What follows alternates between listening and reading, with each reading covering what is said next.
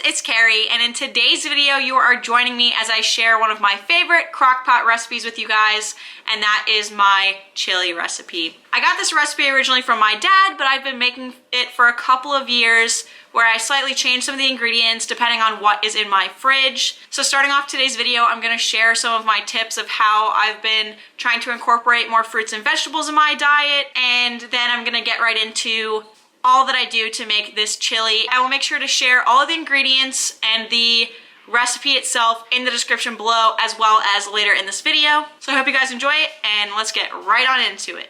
If you do the cooking by the book, then you'll have a break it down, bitch. Let me see you back it up. Drop that ass down, load it, pick that motherfucker up. Break it down, bitch. Let me see you back it up. Drop that ass down, load it, pick that motherfucker up. Since my last rotation, I've really been trying to be more aware of the foods that I'm putting into my body. Not that I've really ever had an issue with consuming fruits and vegetables before, I just want it to be something that I'm more aware of, and I make more of an effort to include those in my meals. The first step for that is to obviously make them available. I don't like wasting food, so if I buy fruit, I will try to make it into some sort of snack throughout the day, or with my breakfast, whatever. The same thing with vegetables. I do not like wasting food, and today you're gonna make a homemade chili with me in the crock pot. I'm actually about to put that all together right now, so I figured I'd go ahead and bring you guys with me.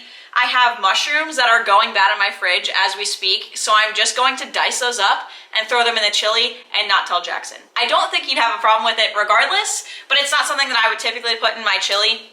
But it is something that will literally go bad. Like, they might be a little squishy and a little gross. So we're gonna make sure to wash those really well before I dice them up and throw them in the chili to cook for the next 6 to 8 hours. Another thing I'm going to end up adding to my chili are some carrots. The chili that I make has a lot of fiber in it from beans, but I also want some other micronutrients from carrots and other vegetables, because the chili itself is really just ground beef, kidney beans, onion, some tomatoes, and that's pretty much it. I try to make this chili at least once a month, but Jackson and I actually have gotten into the habit of doing a crock pot Wednesday. So every Sunday or Saturday, we have a note in our phones that we have shared to each other. We sit down together to decide what we're gonna eat for the week. Usually Friday and Saturday are our freebie days. Those are days that if we wanna go out to the breweries with our friends, we'll plan to get food those days from there. Or we just kind of decide on the spot what we'd eat that night, depending on how we're feeling. But usually, if we plan our meals on Sunday mornings, we'll plan Sunday to Thursday what exactly we're gonna be having. Anyway, that is a lot of nutrition talk. If you guys are interested in me talking about more things like this, like how to incorporate more vegetables or fruits in your diet, make sure to let me know by giving this video a thumbs up or letting me know in the comments what specifically you wanna know with nutrition education. My past rotation has really given me a lot of confidence in my abilities for educating regarding nutrition.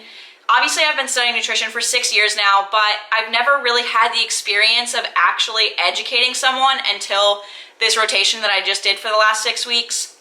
And it's made me more confident in the information that I know and that I've learned for the last 6 years.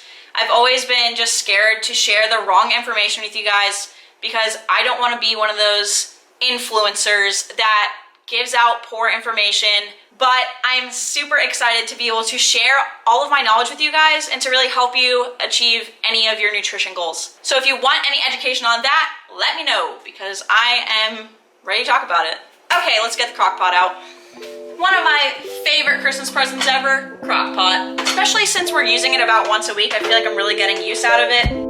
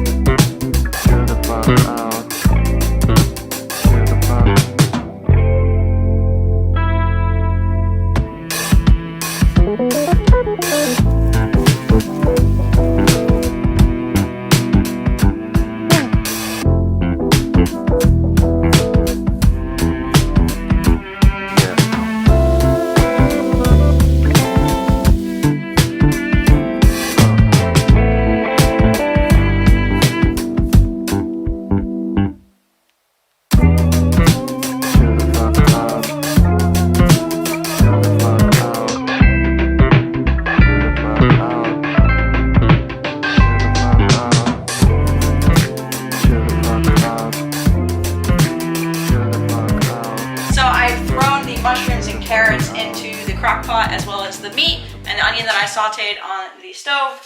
The last part is to add all these cans and then the seasonings. So this is the only can I have to actually use a can opener. First world problems.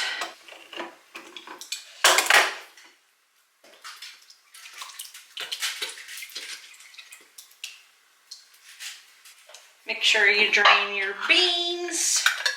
I usually just leave them right in the can and just let the syrup juice come out.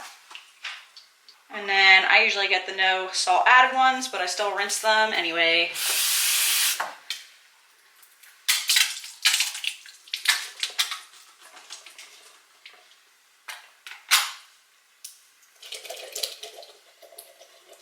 And then I get the fire roasted diced tomatoes instead of the regular ones. They already have some seasonings in them, and Jackson likes his chili hotter, so with these I don't rinse them, I just dump it all in. Perfect. If I'm being honest with you, the rest of it I just kind of eyeball. So I'm adding some garlic, if I can open it, some sugar, paprika, cumin, and chili powder. The recipe calls for like 2 cloves of garlic. This is obviously minced garlic, so I'm just gonna add as much as I feel like, because I don't really know the equivalent of teaspoons to garlic. Some sugar. Good thing I just dumped a bunch on the counter. That's good. I'll clean it up, I promise. And then paprika isn't in the recipe, but I added anyway. I feel like the best way to cook is to sometimes eyeball it, you feel me? So this is what we're looking like before we mix everything together, and it'll just cook on high heat for 3 to 4 hours. So it'll be ready around 6 o'clock for us to eat. Later that same evening. The quality of this phone. Yeah. Look at it.